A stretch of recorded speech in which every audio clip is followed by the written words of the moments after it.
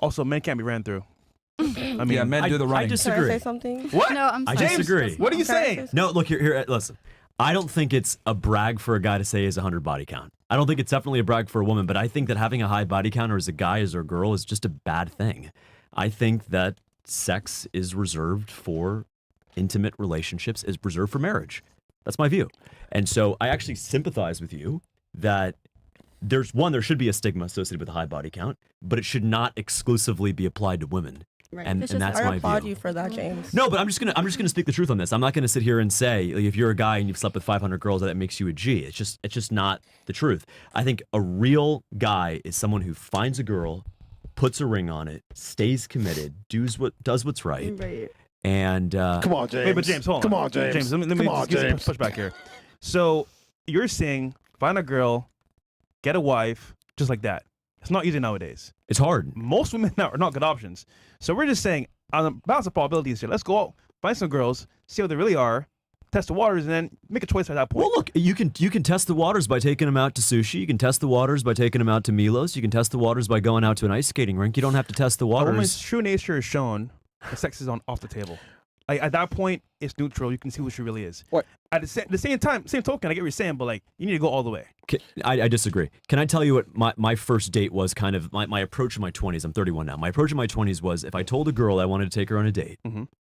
I would say, we're going to the Costco food court, or we're going to go to the mall food court. Hot dogs? Glizzies. And I did that because I didn't want to go out with a girl literally on the first date if she was unwilling to go to a mall food court. I was like, yeah, we'll go to the mall and then we'll go to the food court afterward.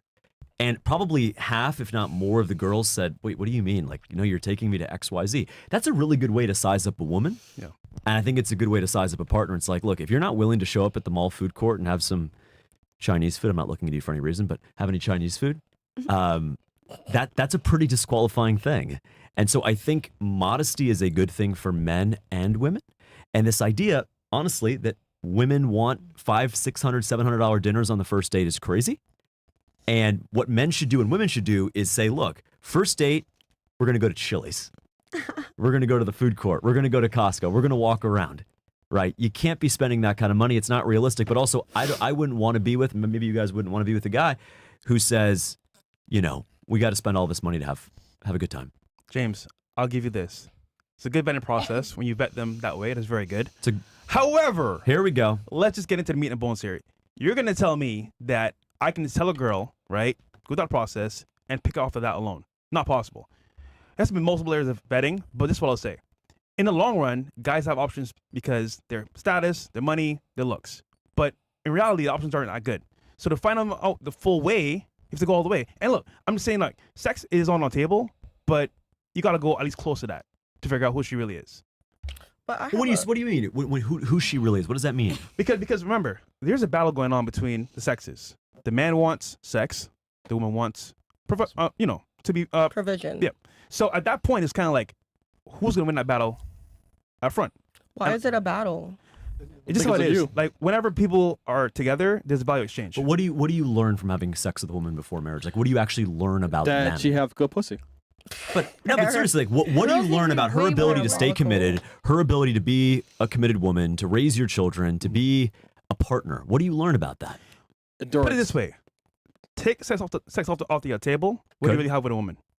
You have lot. Commitment, love, Okay, support, so let's get past partnership. that. Let's get past that part. Why? And let's see who she really is. Because But how does- imagine I go to Fresh. Wait, I don't can know I say something? Mercedes, right? And I say, you know what? Give me the first car in the lot. I don't like the car. It drives shitty, high mileage. But listen, I agree with you. Men should test drive relationships, so that doesn't mean sex. well, listen. It means the ups and downs of a I get that relationship. point, but let's just, for argument's sake, sex in itself could be considered really bad because you can get pregnant, STDs, 100%. But my point of view is like, if you don't have sex with a girl, right, at some point before marriage, how do you know it's like going to be good? What's going to be good? Sex. Why is that your But basis why? of marriage? Seriously, I don't know why that's like. Well, think about it. If you're married for 40, 50 years, what percentage of the time are you going to be having sex with a woman? Less than 1% of 1% of the time. Yeah. So why don't we focus on the other 99.9% of the interactions? cooking, going out. How do you guys handle stress, consternation, fights, agree, support? Why are we so, as men, and I'm saying this as a guy, why are we so obsessed with literally less than 1% of the time that we're going to spend is having sex with a woman? But I agree. I'm saying let's get out of the way now. Why? Can I say something? Because, okay. All right, let me ask you this. Brad and Tom didn't wait for sex. Who's that? The guys before me, right? They didn't wait for sex for till marriage. Why am I going to wait? Well, look, okay. If you wanted to find out if a woman was the right woman, or ladies, if you want to find out the guy was right, you have two options. You can have sex with them for 6 months, or you can travel the world with them for 6 months. Which one are you picking? Travel the world. Wait, Right? so but who's paying though? Irrelevant. The guy's paying, right? Irrelevant. So you know the girl. I mean, All right, okay, you guys are going to backpack Europe. You're going to sleep in hostels. You're going to have Still McDonald's. travel. Still travel. Because Ew. guess what? The travel plans are going to go wrong. You're going to have fights. She's going to be hungry. You're not going to, all that stuff. That's what I would want to see in a relationship is not who's better in bed, but who's actually going to handle the stress, the uncertainty, the back and forth 6 months on the road. Yeah, but the guys is paying up front 100%, and the girls have to sit here and be like, okay, maybe sex is one thing. Well, look, I'm not taking him to the Ritz-Carlton in Paris. We're Yeah, staying, facts, all we're right. staying at a hostel. I mean, $50? can we do a twin bed? That's okay, Yeah, right? Yes. Girls? I mean, no, Listen, these girls there's a don't do need that, for though. vetting, 100%. I agree with you. We agree there's a need for Yeah, vetting. Do we but- all agree that we should vet? Yes. Absolutely. Right? But you're of the opinion, correct me if I'm wrong, that vetting is sex. That's part of the process, Including yes. sex. Most. But you're saying it's most of the process. No. It's a part of it. It's not the main thing. But What's the main thing? again, compatibility. Because, for example, sex may be good in the moment. Like you said, it can fade away. But at the same time, how do I know all components if I never had it from the very beginning? Can I say I something? can assume after marriage is going to be great, but I don't know. Might be bad chemistry. She may not like sex herself. She may divorce me after that. You really don't know until after the fact. So why go into it blindly? I can go from the very jump, get the cow's milk, and buy the cow at the same time. Can I say something? Interesting. So, 2 points I have to make. Sure. First point, you guys don't like 304s, but then you're saying that part of the most important part of vetting is to know that the sex is compatible. So if you want someone who's so sexually skilled, why are you so against 304s when that's the people that have the experience and the skill? No, you're not actually saying that. You're saying that you enjoy exploiting women's body for sexual gratification and that you would never give a woman who would have sex with you before marriage or before commitment the actual commitment. So it's kind of So then, hypocritical. why Hold do you on. fuck then? Hold on. I'm not done. It's kind of hypocritical because you're saying that you want a virtuous woman who has a low body count, but yet you're out here putting your dick in every single woman, making everybody's body count higher. I mean, not every single woman. Well, first of all, they're going to do it anyway. Everyone that you Hold on. can. They're going to do it anyway, right? So that's beyond just me or, for example, someone else. They're going to smash people anyway. My point is, long-term actual relationships do need a vetting process. Wifey. However, when it comes to sex, yes, it could be done after marriage, but the problem is, let's be real here.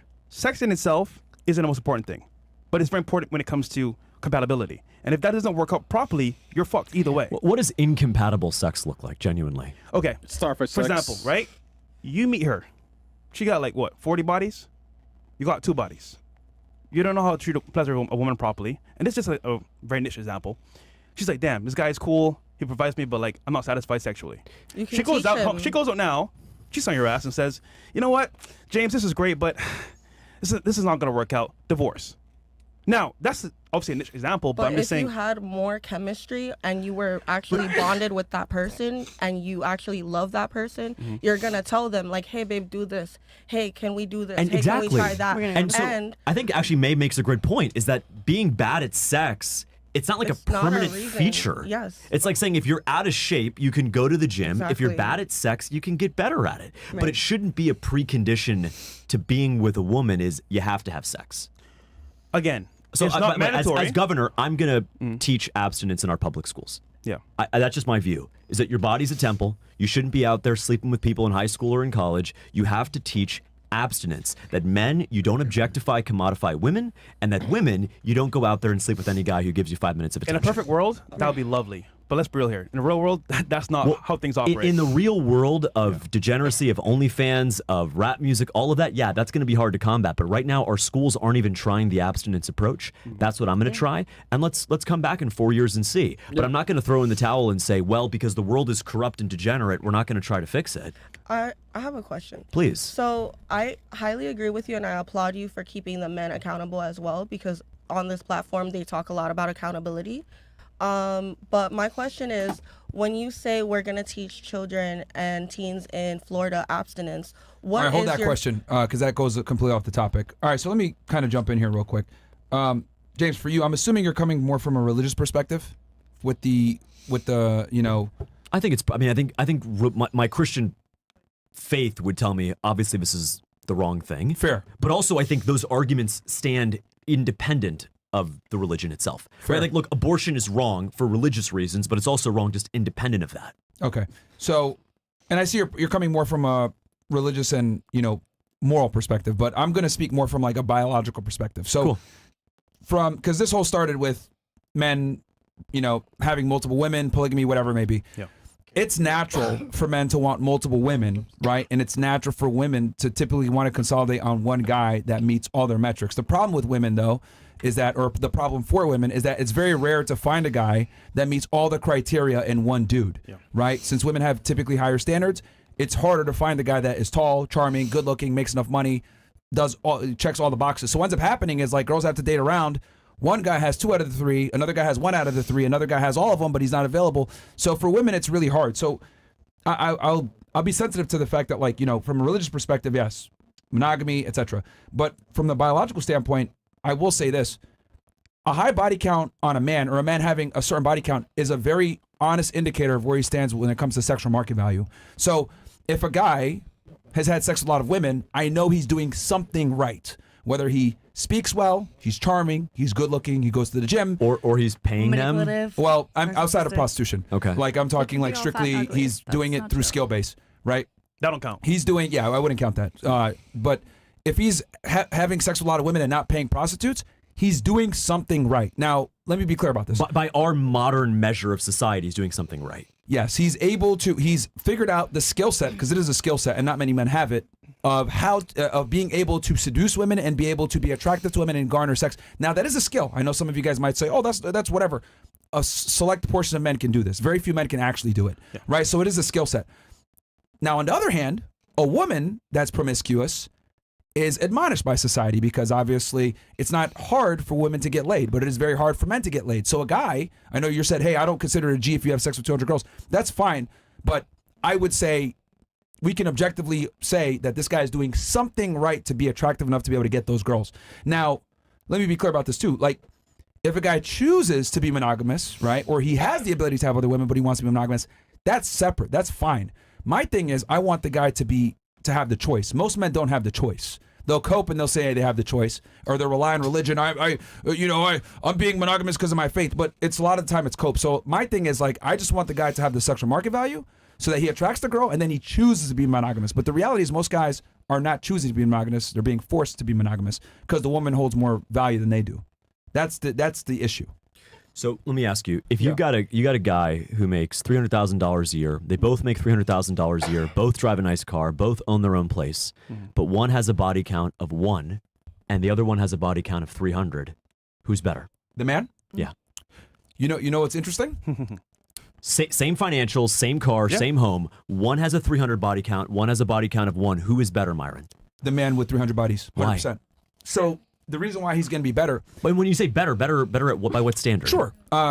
Number one, he's going to probably be more charismatic. He's going to have more experience. He's going to understand women at a deeper level. Yep. Because when you've had sex with 300 girls, you just understand innate traits and features about women that can't be taught, right? You understand how to speak to them properly. You understand cadence. You understand speaking in the active voice versus the passive voice. These are all things that like men have to learn through trial and tribulation, and you just simply can't get it by being with one girl. So if you've hooked up with a lot of women, you start to pick up patterns that a lot of times you can't learn from other people, right? Because women have certain traits, and then you're also going to be able to like pick up on one of the things I've noticed guys have a big issue with is they can't read signals. So like if a girl's uncomfortable, like guys don't understand, like, okay, I need to back off, build attraction again, maybe neg or whatever. Like a lot of men don't understand these like very detailed, I guess, traits Nuances, that yeah. women, or nuances. Yeah. And the guy that has 300 bodies, he's going to be able to better deal with her emotions. He's going to be able to better lead her. He's going to be able to better understand her emotions. He's going to be able to better navigate, any type of issues with her because he understands women to a degree. And like I know what you're saying, like, hey, well, do you need to have sex with them, blah blah. Fine, you don't even have to have sex with them, but you need to be at the point where Okay, good. you could.